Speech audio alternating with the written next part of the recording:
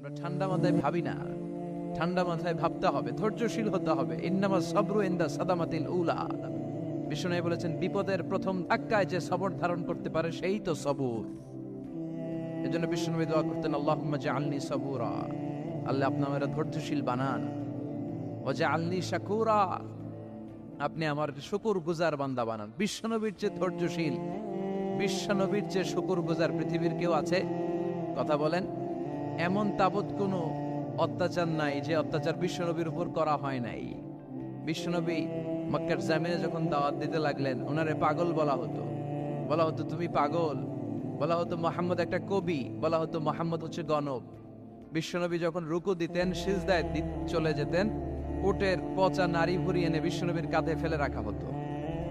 বিশ্বনবীর গলার মধ্যে রশি ধরে টান দেয়া হতো। কয়েকবার বিশ্বনবীর এই ঘাড়ের এই চামড়া ছিঁড়ে গিয়েছে, একবার চাদর টান দেওয়ার কারণে, আরেকবার রশি টান দেওয়ার কারণে।